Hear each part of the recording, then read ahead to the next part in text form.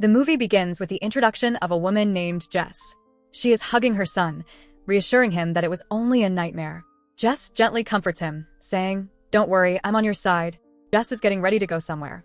As she steps outside her house into the garden to collect some clothes, she discovers her son's broken toy lying there.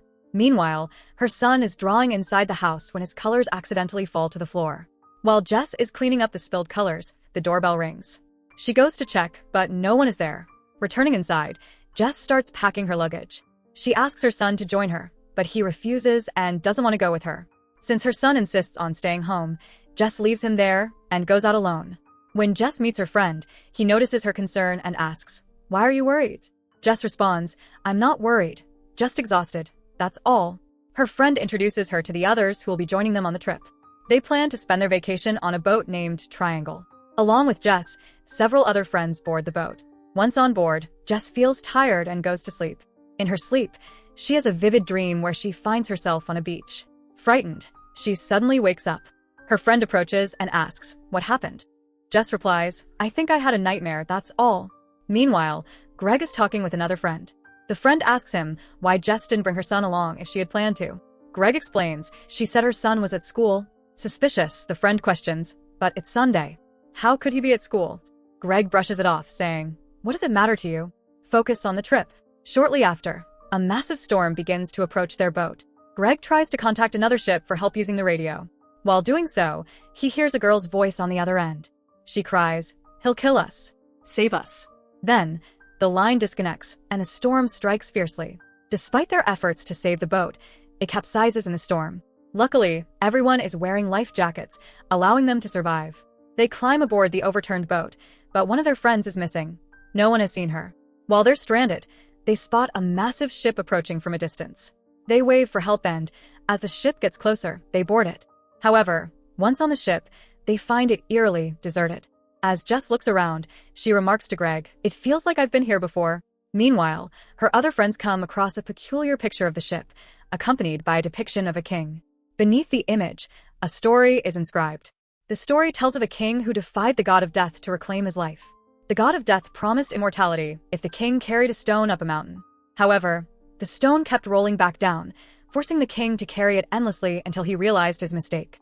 While reading this, they hear a metallic clinking sound. One of Jess's friends investigates and finds a set of keys. Shocked, they realize the keys belong to Jess, who is with them at the moment. How could her keys be there already? The group speculates that the missing girl, Heather, might have left the keys. Believing Heather might still be alive, they search a nearby room. To their astonishment, they find recently placed food and belongings, as if someone had just been there. When Jess checks the time, she sees her watch has stopped at 8:30, while Greg's watch is stuck at 11:30. Suddenly, Jess notices something suspicious, and the group hears a noise coming from another room. Jess and Greg investigate, discovering a message scrawled in blood on the mirror. "Go to the theater." Greg insists on checking the theater, but Jess warns him, "Don't go there, it might be dangerous." Despite her warnings, Greg ignores her and heads in. While Greg investigates, Jess returns to the room with the fresh food, only to find that the food has now rotted. She also realizes that her two friends, who had stayed in the room earlier, are missing. Jess assumes they might have gone outside. Suddenly, a friend of Jess appears, completely covered in blood. He attacks Jess, and Jess counters back in an effort to defend herself. As a result, her friend dies. She hears the sound of a gunshot and heads straight toward the theater. When she checks, she discovers that her friend Greg has also been shot. One of her friends is sobbing uncontrollably and confides in Jess. "Do you know what Greg said before dying?" "He said, 'Jess shot me.'" Jess, shocked, denies the accusation, claiming, "I didn't do anything. Why would I murder Greg?" Meanwhile, another friend reveals, "You came into our room and told us Greg was calling us. That's why we came here, because of your command." Jess is completely unaware of what is happening to her.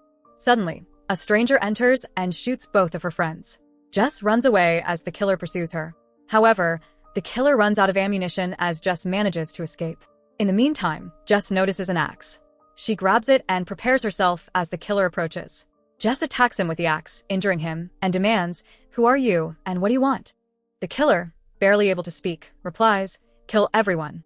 It's the only way to go home." Moments later, the murderer throws himself into the water. Now entirely alone, Jess hears sounds nearby. She investigates and discovers the same shipwreck, with everyone, including herself, standing on it and pleading for assistance. Stunned by the sight, Jess departs, realizing something extraordinary.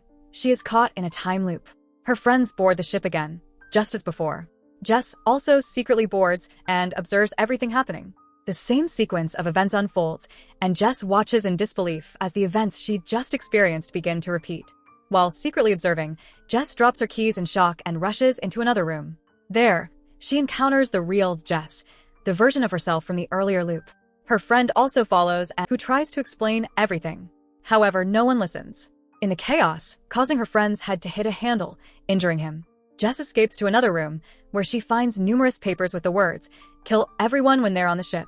She notices many identical lockets scattered around, realizing she has been trapped in the time loop multiple times. Determined to escape and reunite with her son, Jess decides to break the cycle. She picks up a gun and prepares to kill everyone. However, when her friend confronts her, Jess hesitates and fails to shoot him. While hiding, Jess spots her duplicate, the version of herself traveling with her friends. She attempts to kill the duplicate Jess, leading to a struggle in which her friend dies. Jess soon realizes that she was the one who killed Greg. Meanwhile, the older version of Jess approaches her two remaining friends and convinces them to follow her. When the real Jess tries to call them back, the older Jess instructs them to ignore her. She then leads them into a room and stabs them. One of the friends, however, survives and escapes to the control room. From there, he radios a distress signal, saying, "She's killing us." Jess realizes that this voice is the same one Greg heard earlier over the radio. The time loop completes as a storm begins again, setting everything back to the start. The girl who had claimed in the control room, "She is killing us," was approached by the real Jess. However, she believed that this Jess had murdered everyone. When the real Jess entered the ship while pursuing her friend, she was shocked to discover numerous dead bodies of her friend Sally. She was horrified by the events happening around her. All of this was occurring because she had attempted to break the loop's pattern, as had the old Jess before her. The real Jess tried to make her friend Sally understand the situation. However, the new Jess arrived and tossed the old Jess into the water, leading to Sally's death as well. Jess then saw her entire group standing on the sunken ship once again, pleading for assistance. At that moment, the real Jess understood that every time everyone dies, a fresh loop begins.